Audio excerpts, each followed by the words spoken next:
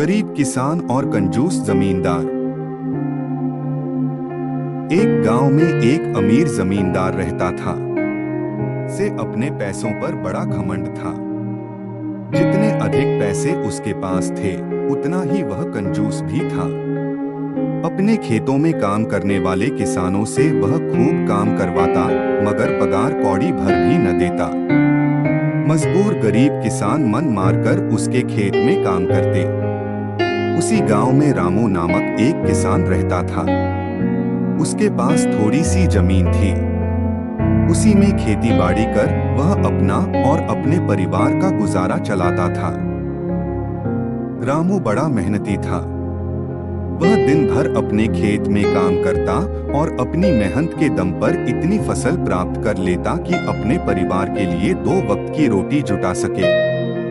गांव के बाकी किसानों के पास रामू के मुकाबले अधिक जमीनें थीं। वे रामू की मेहनत देखकर हैरान होते कि कैसे इतनी सी जमीन में वह इतनी फसल उगा लेता है।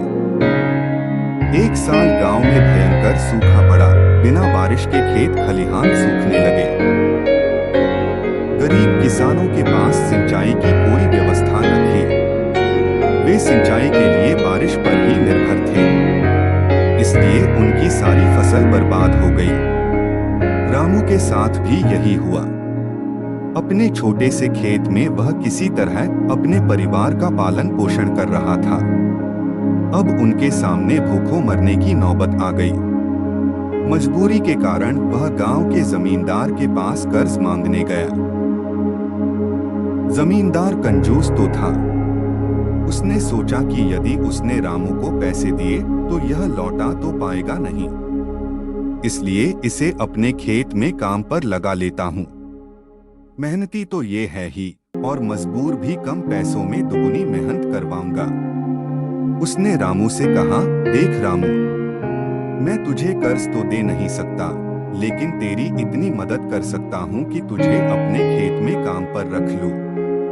तुझे महीने के 1000 रुपए दे दिया करूंगा। पर मालिक दूसरे किसान तो 2000 पाते हैं। रामू बोला, करना है तो कर, वरना मेरे पास किसानों की कमी नहीं। जमींदार बोला। मजबूर रामू क्या करता, हामी भरकर घर लौट आया। अगले दिन से जमींदार के खेत में काम करने लगा। मेहनती तो वह था ही, वह खूब मेहनत और लगन से काम करता। उसने 4 महीने का काम 2 महीने में ही कर दिया। यह देख जमींदार बहुत खुश हुआ, लेकिन इसके मन में मक्कारी जाग उठी। उसने सोचा कि 4 महीने का काम तो इसने 2 ही महीने में कर दिया, क्यों न इसे निकाल दूं? इससे मेरे 2 महीने के पैसे बच जाएंगे। उसने रामू को बुलाया और उसके 2 महीने के पैसे देकर कहा, रामू यह ले तेरे पैसे, कल से मत आना, अब मुझे तेरी जरूरत नहीं। ये सुनकर रामू परेशान हो गया। बड़ी मुश्किल से उसका घर चल रहा था। अब अपने परिवार का भरण पोषण कैसे करेगा? वह जमींदार के सामने गिड़गिड़ाने लगा कि उसे काम से न निकाले, लेकिन जमींदार ने उसकी एक न सुनी और उसे काम से निकाल दिया। रामू आंखों में आंसू लेकर घर लौटा। चिंता से रात भर उसे नींद नहीं आई। सुबह उठकर उसने फैसला किया कि वह फिर से जमींदार के पास जाएगा और उससे विनती करेगा कि उसे वापस काम पर रख ले। वह जमींदार के घर के सामने जाकर बैठ गया। सुबह उठकर जाट जमींदार अपने घर से बाहर निकला तो रामू को घर के सामने बैठा हुआ देखा। उसने रामू से पूछा, क्या हुआ रामू, क्यों आया है?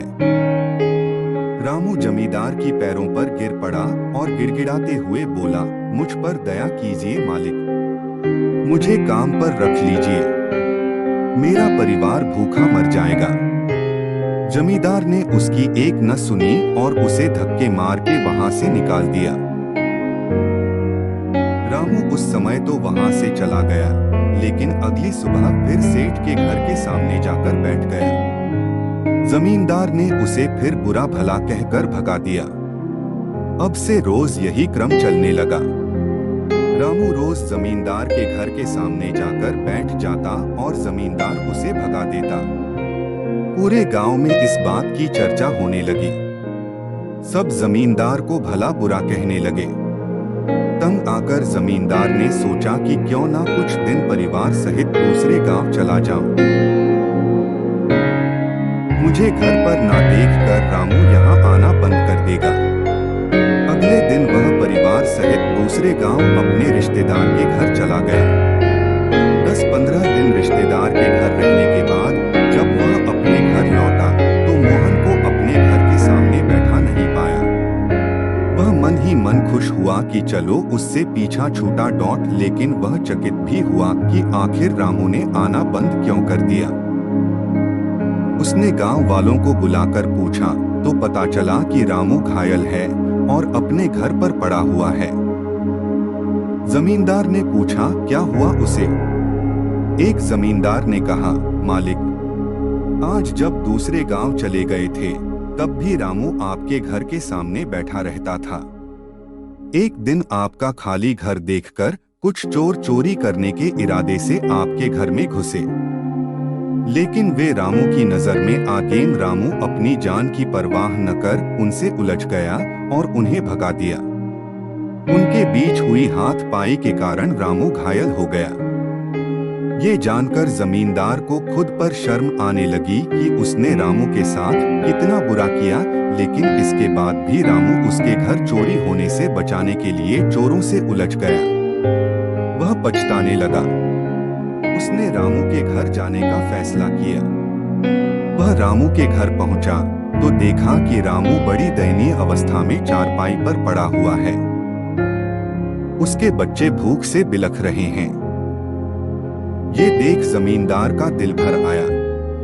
उसने रामू से अपने किए की माफी मांगी, उसका इलाज करवाया और ठीक होने के बाद अच्छी पगार के साथ उसे फिर से काम पर रख लिया। सीख कभी किसी के साथ बेईमानी नहीं करनी चाहिए। सदा जरूरतमंदों की सहायता करनी चाहिए। अपना काम ईमानदारी से करना चाहिए।